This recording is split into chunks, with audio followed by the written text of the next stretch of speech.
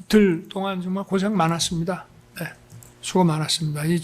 나도 증언을 어제 해보니까 증언한다는 게 참 힘듭니다. 헌재부터 시작해서 고생 많았습니다. 몇 가지만 그냥 편하게 물어보겠습니다.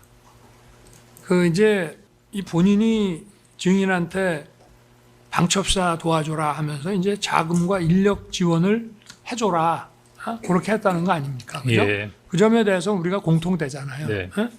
근데 이게 이제 뭐 본인 입장에서는 늘 국정원에다가 얘기하는 통상적인 거고, 다만 대통령이 1차장한테 전화 안 하는 걸 이렇게 하게 되면 그거는 그냥 격려해 주는 거다라는 생각을 나는 했고, 또 우리 증인께서는 이제 뭐 이게 아무래도 계엄시니까 무슨 계엄 임무에 대한 거라고 생각했다. 이제 그 차이가 있습니다. 그런데 어찌됐든 증인도 이게 무슨 뭐 반국가 단체라든지 뭐 이런 방첩 관련되는 그런 뭐가 큰 일이 있어서 도와주라는 모양이다. 어쨌든 그렇게 얘기를 하셨어요. 그죠? 네. 그러니까 이제 어쨌든 그 점도 비슷해. 그냥 뭐 일반적인 방첩사의 수사 역량을 키워줘라라는 얘기냐, 아니면은 무슨 큰 사건이 있어서 도와주라는 얘기냐, 뭐 좀 다르긴 하지만 어쨌든 좌우간 반국가 방첩 뭐 이런 거에 대해서 방첩사를 도와줘라. 그죠? 그 점에 대해서 우리가 이제 일치한단 말입니다. 그래서 이제 자금 인력으로 이제 증인은 받아들이셨고, 그런데 이제 증인이 여인영한테 이제 전화를 한단 말이에요. 10시 58분하고 11시 6분하고 어느 게 우선이냐 이런 거 다 치우고 전화를 해서 여인영이가 이제 쭈뼛쭈뼛 하니까 이제 대통령이 도와주래.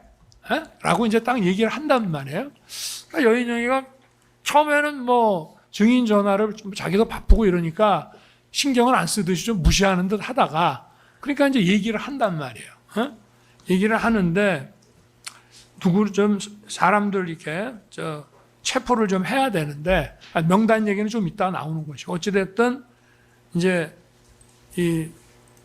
그 나중에 명단 사람들은 전부 이제 정치인들이란 말이에요, 주로. 그죠? 근데 여인영이가 이제 부탁한 거는 위치 추적이란 말이에요. 그죠? 그 위치 추적이라고 하는 거는 이제 통신사 통해서 하는 거잖아요. 근데 이제 헌재에서도 이 얘기가 나왔습니다만은 이 위치 추적이라는 게 지금 이게 영장 없이는 안 되는 거 아닙니까?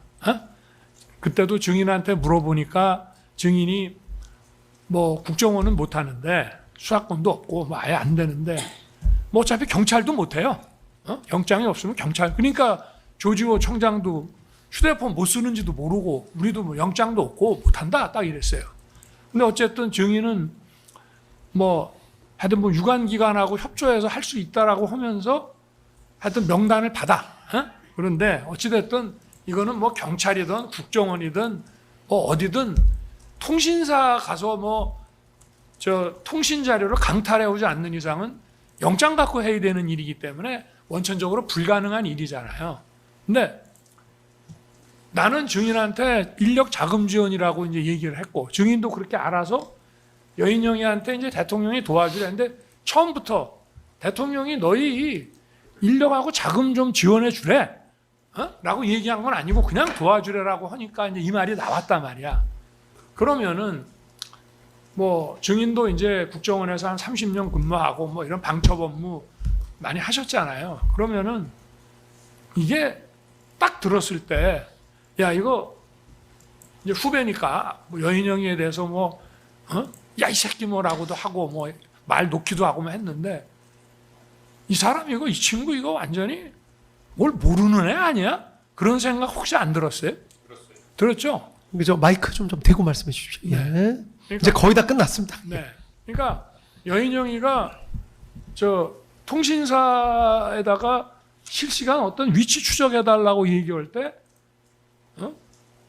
야, 명단 대봐라고 얘기는 했지만, 아니, 이 자식이 이거 도대체 방첩 사령관이라는 놈이 이거 수사에 시읒자도 모르고 이거 이놈이 아무리 야전통이라 그래도 어떻게 이런 놈이 방첩사령관 하나 그런 생각 좀 들었죠.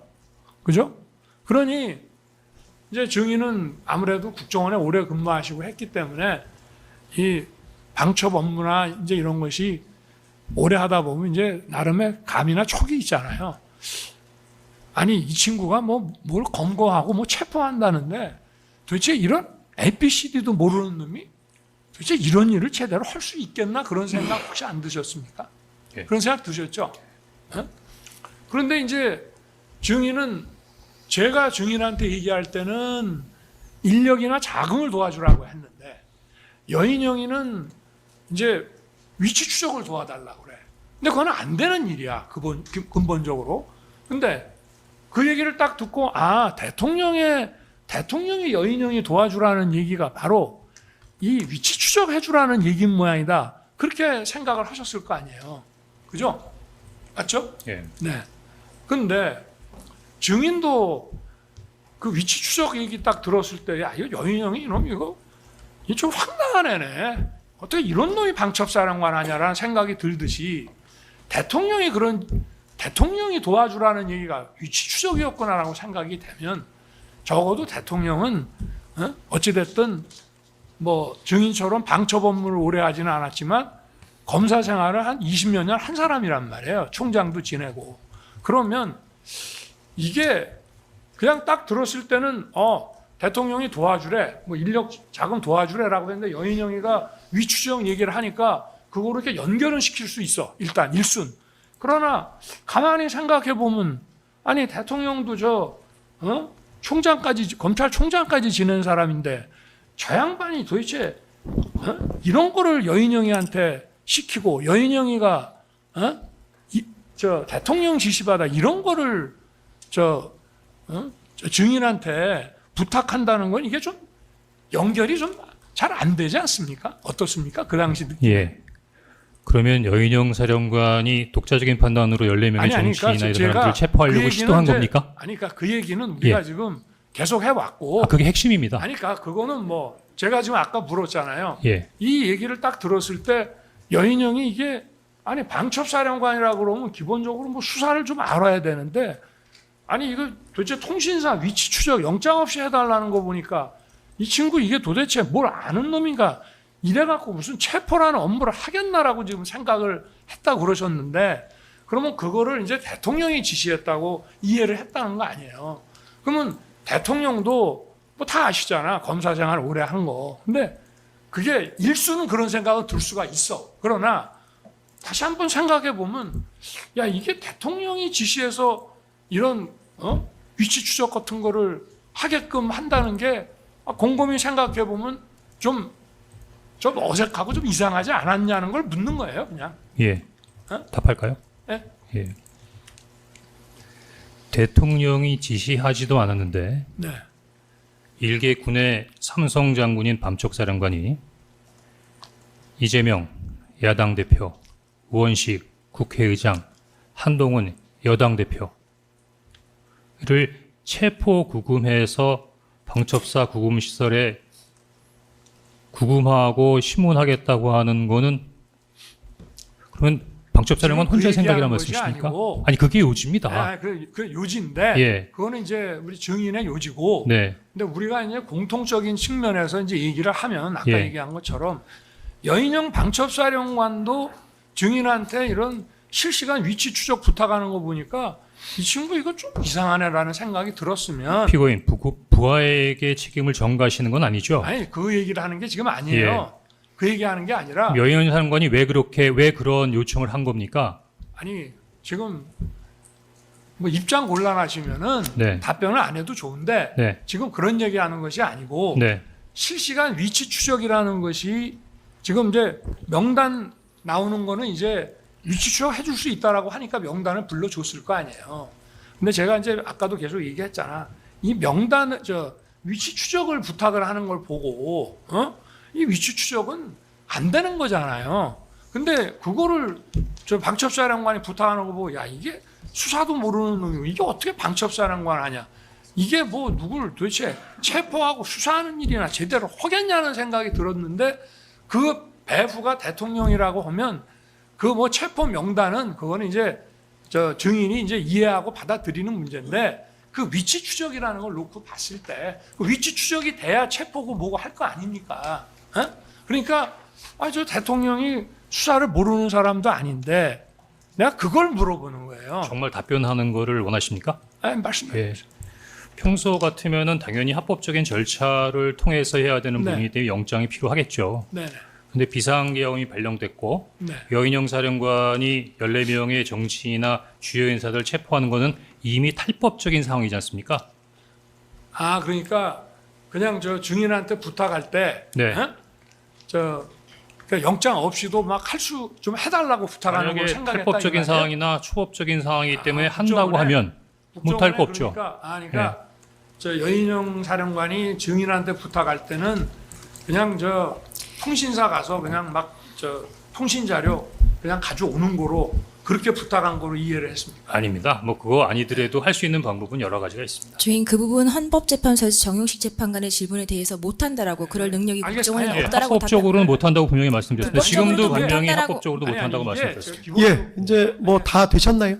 아니 잠깐만요. 지금 예, 정리하실까요, 이제? 예, 뭐 시간 많이 안 걸리니까. 예. 그러니까 같은 질문이 계속 반복되는 것 같아서 그렇습니다. 알겠습니다. 아니면 다음 질문을 또 하셔도 되고. 네네. 하여튼